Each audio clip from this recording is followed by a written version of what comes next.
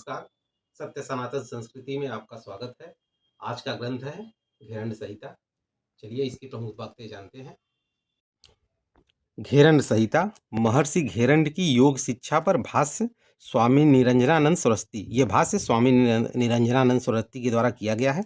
महर्षि घेरंड द्वारा ये घेरंड संहिता लिखित है। योग पब्लिकेशन ट्रस्ट मुंगेर बिहार से ये प्रकाशित है पुस्तक। बहुत ही सुंदर पुस्तक, अच्छी छपाई है, पेपर भी प्रीमियम क्वालिटी के हैं, अच्छा है। कुल 394 पेज है। ये स्वामी निरंजनानंद जी के बारे में एक जानकारी दी गई है। घेरंड संहिता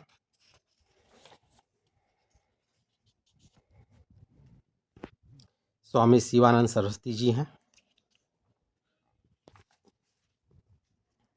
ये स्वामी सत्यानंद सरस्वती जी हैं।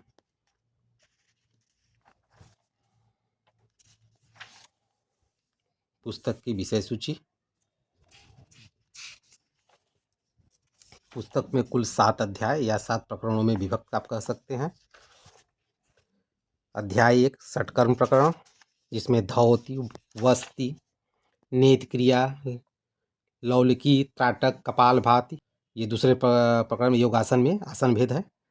तीसरे में मुद्रा और बंध है। चौथे में प्रत्याहार है। पांचवें में प्राणायाम है। छठवें में ध्यान है और सातवें में समाधि प्रकरण है। ग्रंथ के बारे में एक सामान्य सा परिचय है। घेरंड संहिता व्यावहारिक योग पर लिखा गया एक साहित्य है, जिसके प्रणेता महर्षि घेरंड हैं।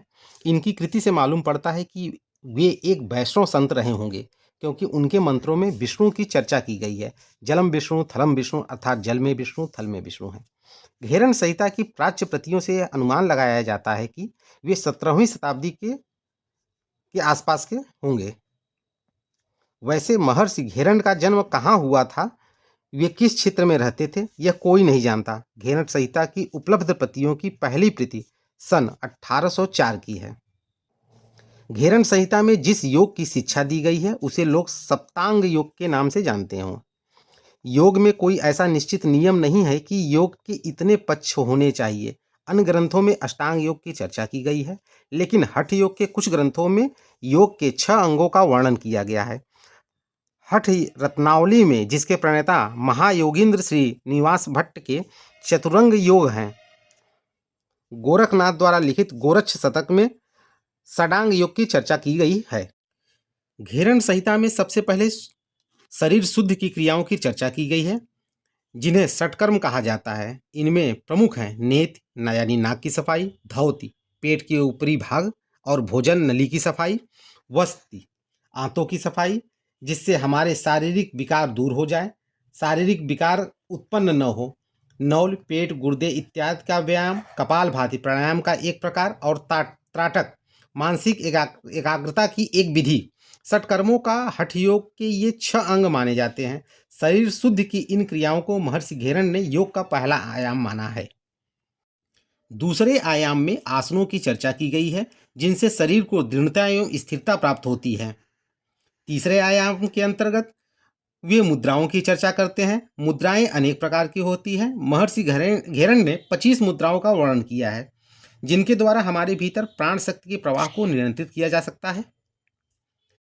मुद्राओं के अभ्यास द्वारा हम प्राण शक्ति या ऊर्जा को अपने शरीर में वापस खींच लेते हैं, उन्हें नष्ट नहीं होने देते। प्राण को शरीर के भीतर रोकने के लिए महर्षि घेरंड ने मुद्राओं का वर्णन किया है। चौथे आयाम के रूप में उन्होंने इस उद्देश्य के साथ प्रत्याहार का वर्णन किया है कि जब शरीर शांत और स्थिर हो जाए, प्राणों का व्यय न हो, वे अनियंत्रित न रहें, हमारे नियंत्रण में आ जाए, तब मन स्वतः अंतर्मुखी हो जाएगा। पांचवें आयाम में उन्होंने प्राणायाम के अभ्यास को जोड़ा है। प्राणायाम के जितने अभ्यास घेरंड संहिता में बतलाए गए हैं, उनका संबंध मंत्रों के साथ है।